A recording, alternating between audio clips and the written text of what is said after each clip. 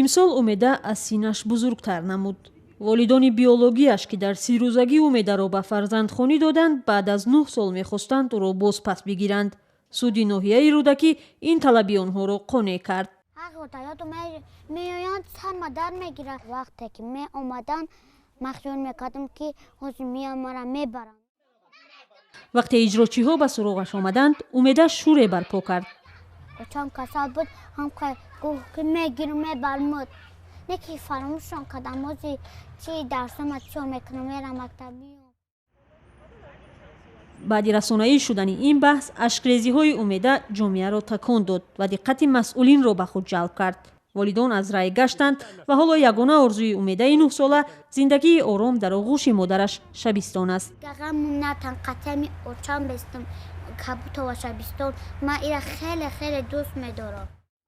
талошҳои умеда барои дифои ҳаққи худ дар соли 2018 аз ҳаводиси баргузида буд. ин садои такондиҳандае ба гӯши мақомот буд. аз ин шумул воқеаҳоро радиои озодӣ дошт ки дар онҳо шаҳрвандон барои ҳаққи қонунии худ мубориза бурданд. соли гузашта барои маърифат давлат ва ҳам рассоме ки занҳои нимаурёни тоҷикро дар тасвирҳояш ба намоиш гузошт соли оддӣ набуд.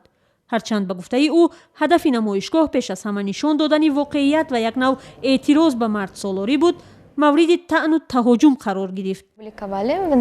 вақте нахостин бор чунин асарҳоямро дар интернет гузоштанд, бисёре аз шиносҳоям ба ман мегуфтанд ки онро аз саҳифа пок кунам ва ин тасвирҳоямро ҳам дар ягон ҷо пинҳон кунам.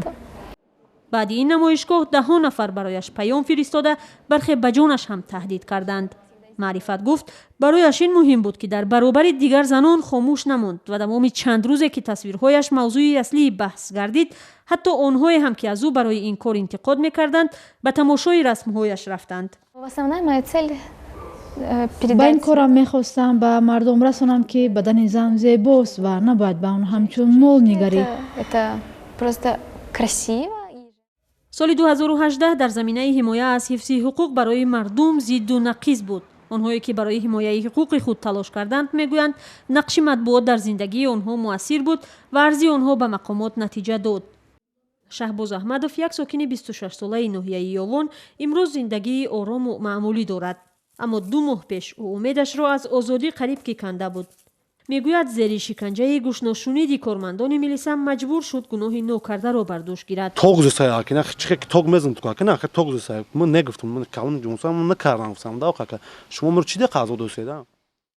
танҳо пас аз 4 рӯз баъди ба даст афтидани ҷинояткори воқеӣ ӯро озод карданд ва ӯ ҳамроҳи падараш ки 30 сол дар сохтори пулис кор кардааст, аз рӯи рафтори 2 афсар ба раҳбарони онҳо шикоят бурданд.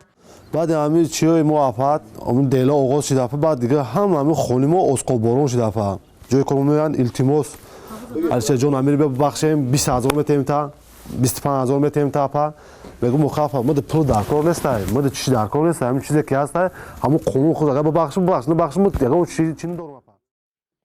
در حالی که قضیه آنها را دادستانی در شهر باختر بررسی میکند، شهباز باور دارد عدالت برقرار می شود و کارمندانی که او را شکنجه کردند مجازات خواهند شد. او میگوید ساکنان نباید برای پایمال شدن حقوقهایشان لب فرو بندند، بلکه مبارزه برند و به حقیقت باور کنند. سال 2018 برای شریفخان پوچویف یک سرچوپان در ناحیه مومن‌آباد انجام بحث‌ها و عدالت سودی بود. بعد یک شکایت او بر رادیوی آزادی به قضیه او توجه کردند. یک سال 2 ماه پس صاحب وظیفه‌اش نیم ما را وظیفه دادند. اما خود تاثیر کرد که همه فهمید که همطوری بی‌عدالتی بده.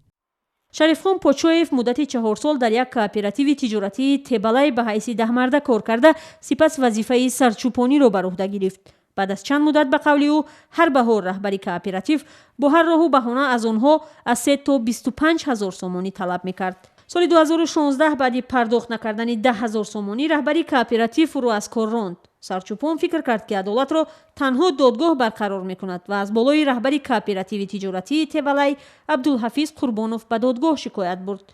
شریفخان پوچویف پس از دوتازی زیاد در دادگاه پیروز شد. سرنوشت این نفران محض با تلاش و مبارزه خود آنها یا نزدیکانشان تغییر یافت. آنها میگویند اگر به این پافشاری نمیکردند شاید یکی در پشت پنجره و دیگر غیر خواهش خود در عائله بیگانه و یکی دیگر هم با مشکلات خود تنها میماند. با توجه به نوعدالتی‌ها در جامعه باوری به عدالت دادگاهی هم کاسته شده است. ساکنان میگویند با وجود شکایت اکثرا عرضداد آنها ناشنیده میماند. گفتن بفایده شکایت کنی با این معلم این با دعواگر دعوا میکنه که با اخلاق با یادگیریش وای میکنه یعنی خیلی گنده میکنن چی میکنن خیلی با یک مرتبه نیم مرتبه میبخشی. این قهرمان‌ها با تجربه‌های جنجال برانگیز اما موفق خویش در سال 2018 این حکمت را حاصل کردند که اگر برای حقوق خود مبارزه برند به نتیجه حتما میرسند.